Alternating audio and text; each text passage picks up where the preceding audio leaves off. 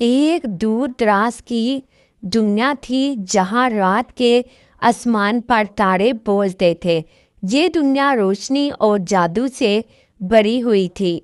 यहाँ एक छुपी हुई वादी थी जिसे वादी नीलम रोशनी कहा जाता था।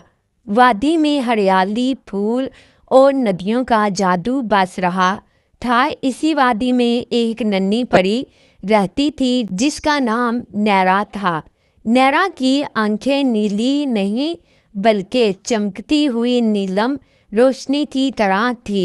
इसका छोटा पर जो कुछ भी रोशनी पैदा करता, इसका रंग थोड़ा मध्यम हो जाता। नैरा के पर रोशन सितारों की तरह चमकते थे। वो हर अंधेरे को रोशनी में बदल सकती थी। मगर इस ताकत की एक कीमत भी थी जिसे वो हमेशा याद रखनी थी। एक रात वादी पर साया धुआं छा गया। ये धुआं साया होर देव का था। देव अंधेरे से भरा हुआ था और रोशनी को खा लेता था। तमाम परियां खौफजदा हो गई। नैरा के कदम नहीं कांपे। वो जानती थी कि उसे दुनिया की रोशनी बचानी है। देव हंसते हुए कहने लगा, छोटी परी, तू मुझे रोक लेगी क्या? नैरा ने आसमान की तरफ देखा। तारे इसकी मदद के लिए चमक रहे थे। चांद भी डर के अंधेरे में छुपा हुआ था। नैरा ने गहरी सांस ली। इसने अपनी पूरी ताकत से नीलम रोशनी खारिज की।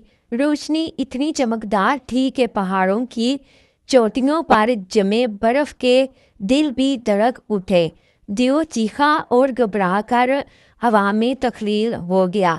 वादी की सब परियां खुशी से झूम उठी, लेकिन नैरा कमज़ोर हो गई। इसके परों का नीलम रंग तकरीबन ख़त्म हो चुका था। वो ज़मीन पर बैठ गई और थक गई। इसकी सांसें मुश्किल से चल रही थी। अचानक आसमान के तमाम तारे टूटकर इसके गिर्द उतर आए। हर तारा इसके परों को छू रहा था। नैरा के पर दोबारा चमकने लगे। पूरी वादी रोशनी से भर गई। सब परियां खुशी से उछल पड़ी। उन्होंने नैरा को कहा, तुम सिर्फ रोशनी पैदा करने वाली परी नहीं, तुम तो रोशनी की मलका हो। नैरा ने मुस्कुराकर इस दिन से परियों ने वादी का नाम वादी नीलम रोशनी रख दिया और परियां नैरा को कहने लगी, नीलम रोशनी की परी। नैरा हर दिन रोशनी फैलाती, वो अंधेरों को ख़त्म करती। लोग कहते, नैरा ज़रूर किसी और दुनिया में रोशनी फैला रही होगी। एक दिन नैरा ने वादी के सब दरख्तों को अपनी रोशनी से जला दिया।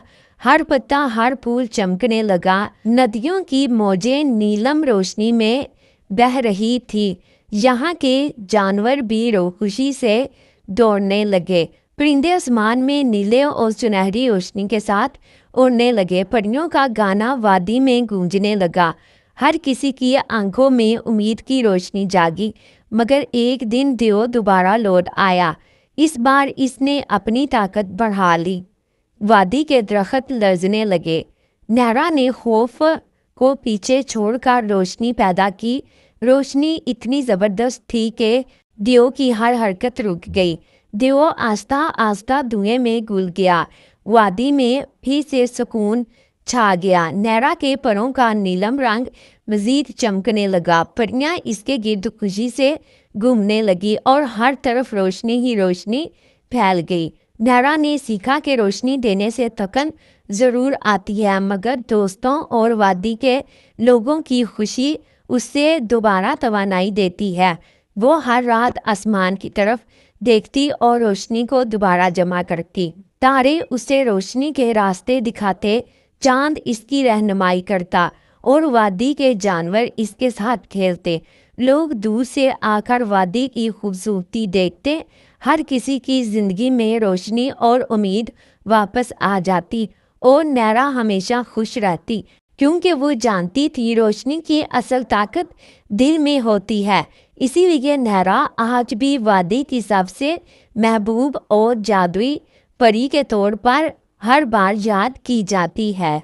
अगर नैरा की ये जादुई दुनिया आपको पसंद आई है तो अभी हमारे चैनल को सब्सक्राइब करें, क्योंकि अगला जादू इससे भी ज़्यादा हैरानकुन होने वाला